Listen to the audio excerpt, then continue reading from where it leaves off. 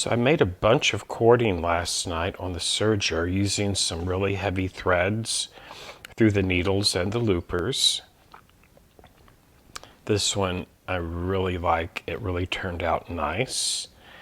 One thing I discovered though, you need to wind it up nice and neat as you're making it, because if you don't, it can tangle pretty dadgum easily. But check this out. Here we go. That's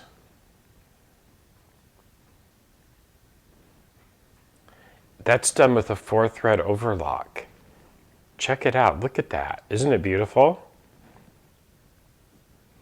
So this is one strand of Madeira serger thread, one strand of a dark gunmetal metallic thread. The heavy black thread you see there is actually, that has the sparklies to it, that is a Wonderfill razzle thread. And then there's a 12 weight black sulky thread in there as well. So that's what I used to make this. And then I decided I want to make something that looks like gold chains you'd see at a jewelry store. So I made this. It is really sparkly. It does look like 18 karat gold. This I used Razzle Dazzle Ricky Tim's heavyweight thread in one of the loopers. I used a 12 weight Wonderfill spaghetti thread through the needle. And then I used a gold colored halo thread in one of the other loopers. This one is a 3-thread rolled hem without any fabric running through the serger, and it makes this it looks like jewelry chains. I mean, it looks like 18 karat gold chains. Don't know what it looks like on, if it's really a true accurate. It's fairly accurate on the camera, but you can see that. I also made one in red, so that's what I'm going to be quilting with. We're going to get started here in just a moment. So I'm going to get started. I have this particular one done in red, and I used Razzle Dazzle Ricky Tim's. I used, what did I use? I used 12 weight spaghetti Wonderfill thread, and then I used another metallic thread in one of the other loopers. So this, again, to make this, all it is using any 4-thread serger and set it up for a rolled hem and just start chaining the thread off. That's all this is. So we're going to see what this looks like to free motion quilt with using a couching foot on the Baby Lock Regent. So I still have to put on my couching foot, and what I'm talking about, and let me get my little thread cradle out of the way here. There we go. Okay, so this is what I'm using right here. This is the Baby Lock couching foot set, and I'm using the middle-sized one. So the cording that I made, the chain that I made, actually will work through that one the best. I have killed most of the lights under here, so there's not a lot of glare on camera. But I have this. It's always best to thread the couching foot before you attach it to your machine. It makes it easier to do. So as you can see here, this is the red metallic chain that I made for this demo.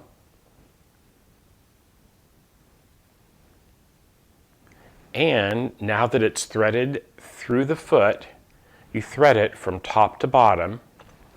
I'm now going to attach this to my Regent.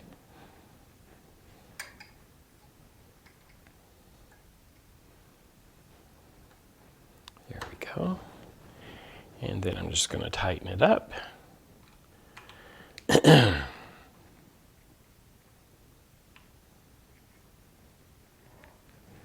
And there we go. Okay, so I can set this off to the side.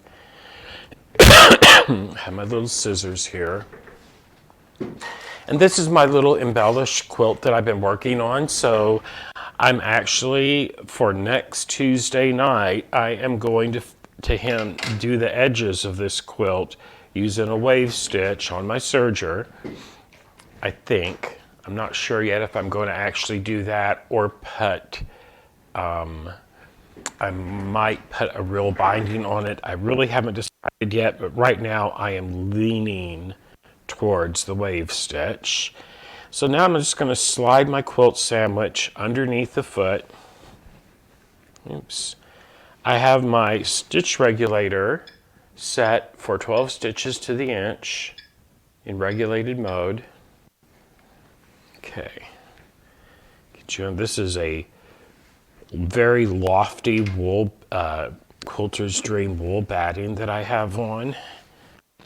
And now that you see the quilt, you probably remember it if you've watched a previous episode. This little quilt here I have used on all of my Baby Lock machines to do the embellishing and quilting with. I actually pieced it on my serger. Let me get my tangle undone here. There we go. So I am actually, and what you want to do, you want to make sure that thread moves freely through the eye of that couch. If it's too loose, it'll skip. The needle won't catch it every time. But if it has a nice, even smoothness to it, and it does, it's going to work just fine. So I'm going to start at the edge. That way, I don't have to worry about burying. Well, I didn't say that right. I don't have to sink this heavy thread in between the layers of the fabric. So, as you can see, I made a pretty good gob of it. And hopefully, I am going to start winding this on weaving bobbins just to keep them nice and neat. So this process is pretty cool. I love making, I made about 100 yards of cording last night while I was watching one of my favorite YouTube channels here in the studio. Always fun. So I'm going to start up here and I'm going to continue my color scheme that I have going on here. And I'm just going to show how wonderfully, now that I've said that, you know what, it'll probably just really mess up on me and be a nightmare and all that crazy stuff. But we'll see. It's all good. It's fun to experiment, and that's what this series is all about. So, next I am going to pull up my bobbin thread, but you know, I should actually call myself the barefoot quilter, because I have to be in my bare feet or my socks whenever I sew using on a machine. That is just me. But yes, I think the barefoot quilter would be a good nickname for me in my videos. So first I am going to, and I'm leaving about a 2 to 3 inch tail back here off the edge of the quilt. And next I'm just going to drop the needle and pull up my bobbin thread. Down, up. And I just do that by just lightly tapping on the foot pedal for this machine. Now I'm going to hold on to my top thread and pull it to the side, and then I can pull that bobbin thread up, and I will also pull my top thread through the eye of that foot and bring it underneath the foot. So all my thread is underneath the foot. There we go. And I'm going to pull it up here. Oh, that wool batting, it just wants to cling to everything. It is yummy stuff. So there we go. Now I'm going to take a couple of stitches in place to anchor it. Make sure I stop it needle down, because that's how I like to roll when I'm quilting. And all I want to do, I want to keep it pulled right here in front of my needle as I'm coming down this way. You'll see what I mean right here. So I'm going to get started.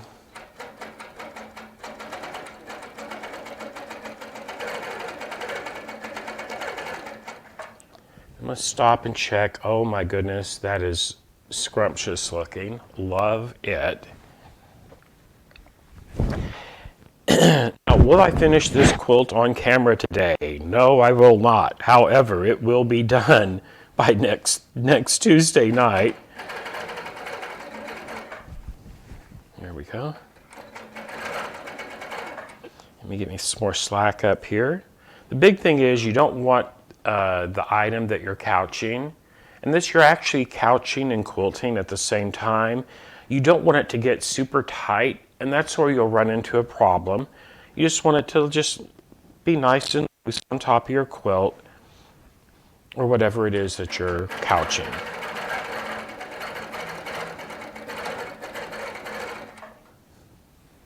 And it's okay to start and stop. That's part of the fun.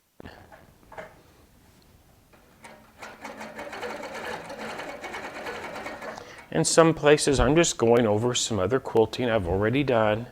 It's all good.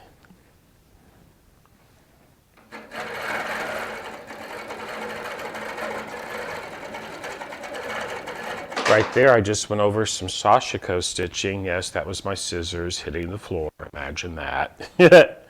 It's all good.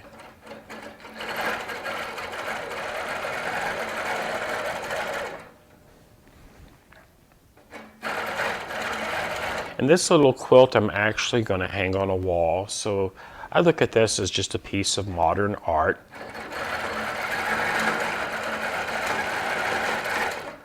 Once I get it all done, boy, that looks nice on there.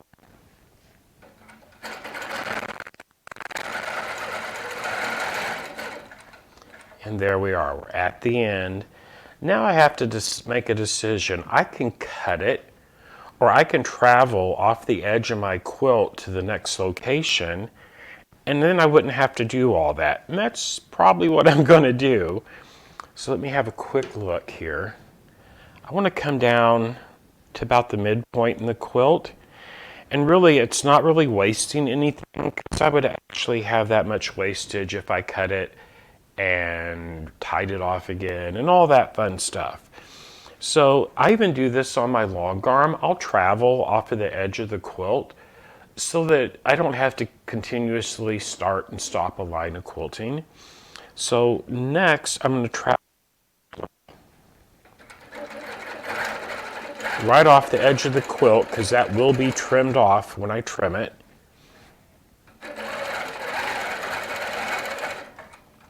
And this is where I'm going to come back in right here. And now I'm going to stop, and I'm going to rotate my quilt. Okay. And I'm trying to keep the colors that I'm adding to this. I have black, I have red, I have some fuchsia going on. I don't know if I'm going to add any of the gold to it or not. Who knows? I might. We'll see. Plus, I may have to make some more, because it's fun just to make the cording as well. There we go. Come here, you. Okay. So I have some empty bobbins that I use to wind weaving yarns and threads on, and that's what I'm going to use for this cording that I make. That's what I'm going to do with that, is how I've decided to deal with that. So here we go. I'm going to come back down this way now.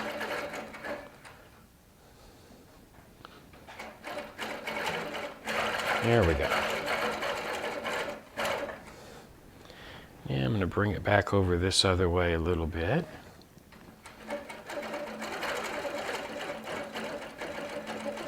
Everybody, I don't know where my quilting gloves are. I looked, and I couldn't. They have been stuck somewhere. They're in here somewhere. I just can't find them right now. So, yeah, I normally like to do this with gloves. You just get a better grip on your quilt.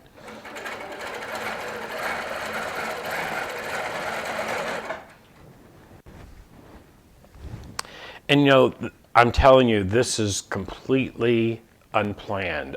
And the only thing I'm really planning is what of cording that I'm using. As far as the design, I'm just letting it free flow out of my head. Scary thing, huh?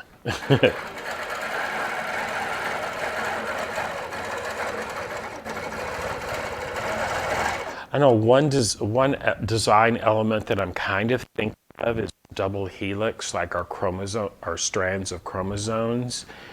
But these are linked ones because right now I'm back into the Resident Evil, their new video game that just came out this last week, and I'm playing that. And so I'm kind of like into that scientific, sciencey gene split,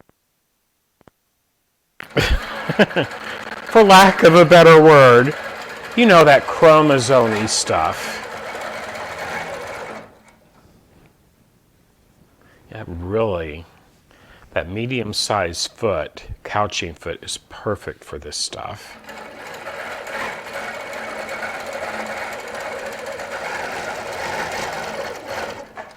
There we go. Woohoo. Now, see, there's one, there's one. I want one of these down here. Well, I still have plenty. I think I made about 20 yards of this particular one last night. I have plenty of it for this project, and then some more. Another good use for this is on the Sashiko machine. So we'll be playing with some of this next Thursday on the Sashiko as well.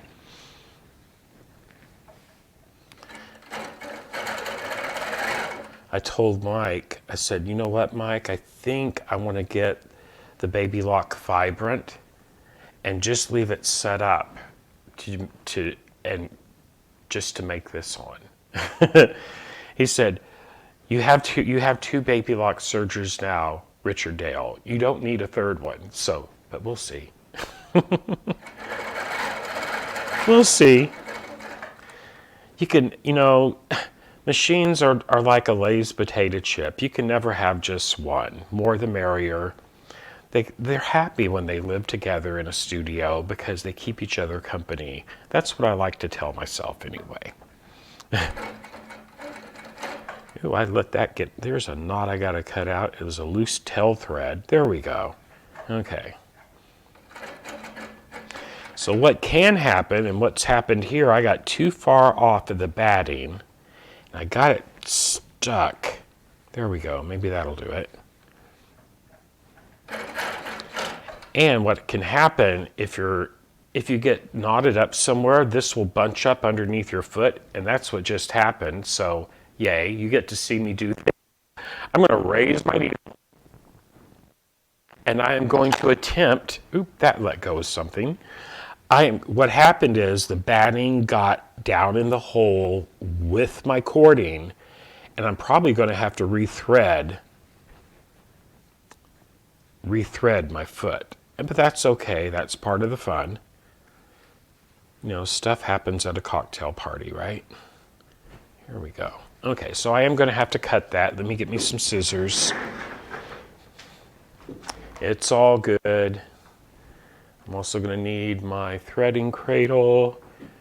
I may have to cut another one. I am. Nope, there it is. Okay. Yes, I do talk to myself, everybody. I do try not to answer myself or blah, blah, blah. Anyway, so I went after scissors. Oh, they're under the table. Come here, you. Another plus to being barefooted, you can exactly tell when your feet hit the scissors to drag them to the front on this hardwood floor in here. So, scissors.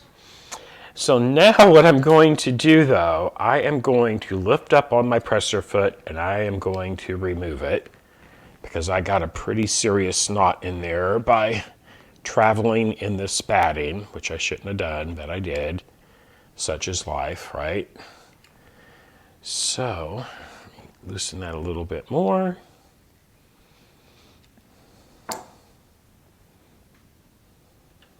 There we go. Now I have some room to play with it.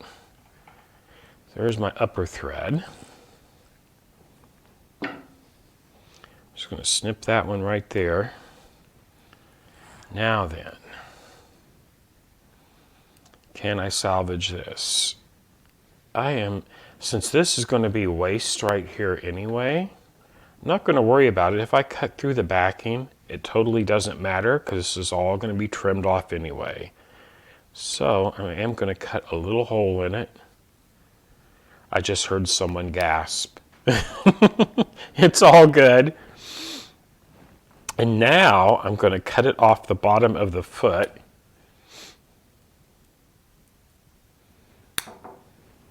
So it's not a big deal when it happens out at the edge of your quilt. It can be a big deal if it were to happen in the middle of your quilt, because then you'd have to do a creative applique to hide it. Not that I've never done that before. Okay, pull you out. There we go. Now you're good. There we go. See, we're all good to go again. Almost. So, you can go over there. Now, just like in a serger, when you're putting heavy threads in a serger, with these couching feet, sometimes it's good to have what is called a threading cradle. So this is a metallic thread, and the reason I like to use a metallic thread is because it's really easy to see. Okay, so you're going to fold the length in half. Here's the loop. You're going to take the two ends and we're going to insert that into the foot from top to bottom. Let me get the fuzzies out of it. Finish cleaning that sucker out. There we go. Okay, so I'm going to insert that from the top to the bottom. Come on, you. And since metallic thread has a little bit of stiffness to it, it makes it a little bit easier, I find, to do that. And there we go. Now I'm going to pull it out and leave that loop above to put in the end of my cording, right there like that. And then I'm just going to pull it through. There we go. Now we're all threaded again, ready to rock and roll. Woohoo! So I'm going to leave about a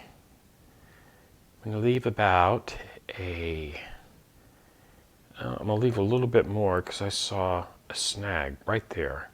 So I'm going to leave a little extra. I'm going to turn it. Excuse me.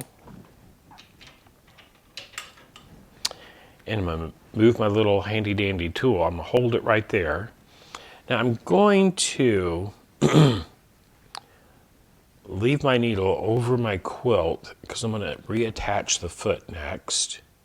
Okay, make sure there's no tangles. And I'm just going to angle it down and angle it back up. And then I'm going to hold up on it. Put your finger under here and lift up. It fully seats it that way. And while it's in that up position, you want to tighten the set screw. And you don't have to over tighten it, but you want to just snug it up good so it doesn't come loose during your quilting process. There we go. Easy peasy.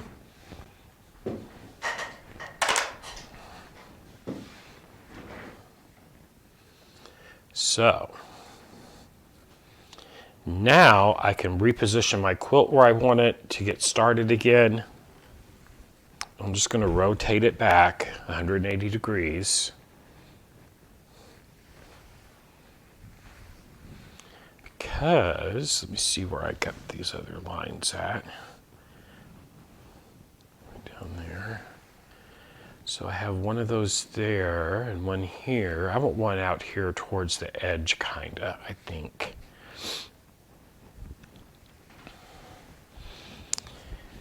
Yes, we're gonna go. Where are we gonna go? You know what? No, down this way. I want one down here. There we go. Make sure I don't have nothing tucked up underneath it.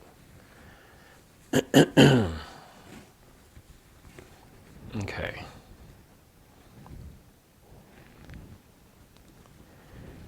Like my excess cording, we don't want to stitch that to the back of the quilt. That would That would be a big cutout job there for sure. Okay, so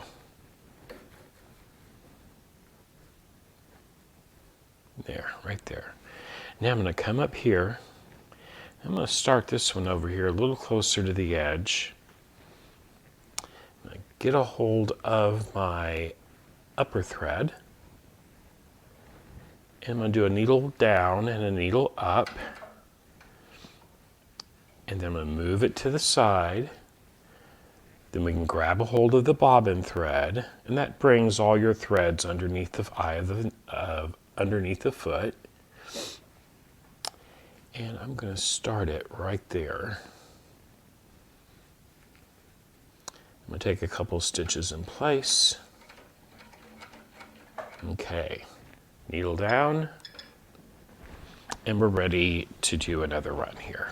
Okay, so get me some slack, and we're ready to go. This is so much fun.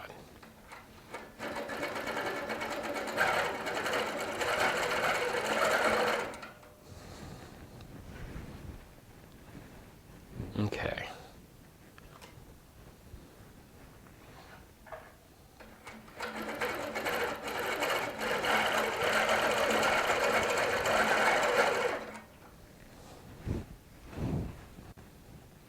What's really great about this machine too, it does have stitch regulation, which makes it super nice. Plus it has an 18-inch throat, plenty of room to maneuver a small quilt or even a king-size quilt.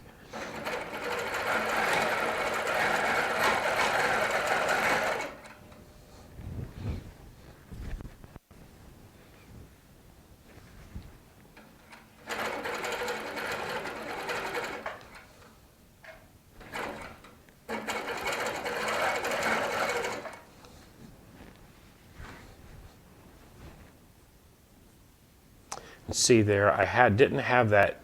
See, look at this. This is what I was talking about. I'll have to come back and go over that again after I break my thread.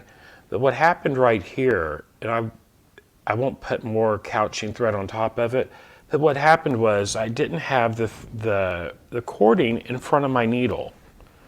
And that's why I say you always want to have this.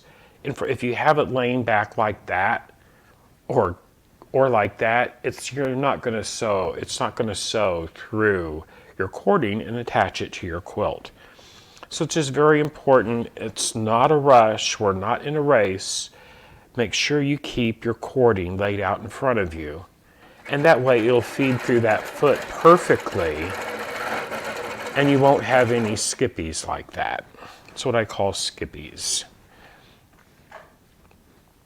You can easily fix that, and that's what I'm going to do when I finish this line here.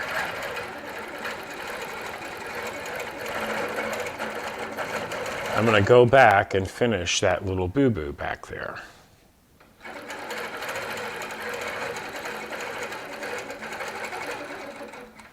Okay. Now, needle up. And then I'm going to pull it to the back. And by doing this, and I guess it really doesn't matter because I am done with this, but if you do it this way, then you can actually clip your threads and leave the foot threaded with your cording material. But in my case, I am going to cut it with about 1 inch away, but in my case, I am going to pull out my cording simply because I'm going to go back now and fix my little boo-boo up there. Had a little boo-boo, but that's okay. Boo-boos happen. That's an easy one to fix. There we go. So let me go up here. Where were you? Oh, there you are. There you is. Okay. So everything else was good except for right there. So there's about 3-4 inches right there. And all I'm going to do now, I'm going to pull my bobbin thread up, needle down, needle up, move it to the side, grab a hold of my threads. Oops. I let go of my bobbin thread. Down and up. There we go. There it is. There we go. There's that bobbin thread. Come here, you. Yes, my quilt lady picked up her 2 quilts today. She was so happy. I like it when I make someone happy. It makes me feel good inside. Okay, what is up with you? Oh, I see. I see. We're just going to have to do that again because that was just not working out. Oh, I didn't cut my bobbin thread down here. There we go.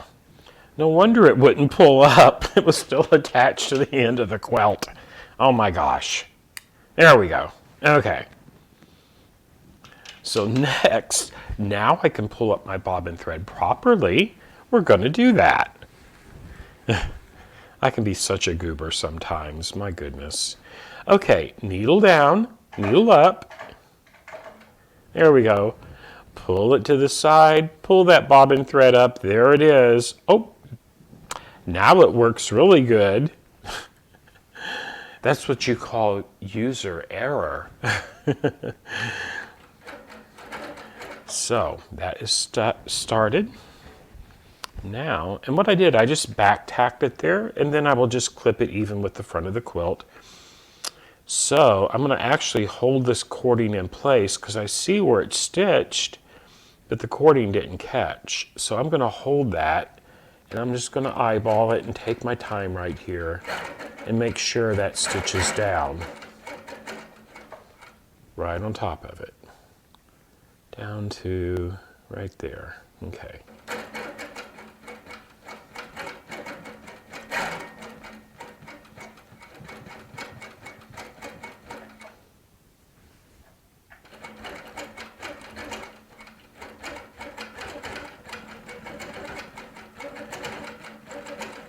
Had some other little boo-boos I just discovered as well. So hey, while I'm here, may as well do that too, right?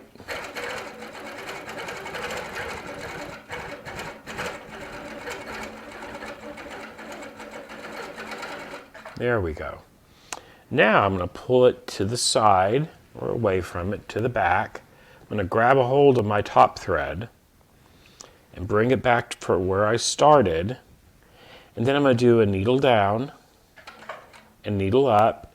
And then when I pull it away again, it pulls my bobbin thread up.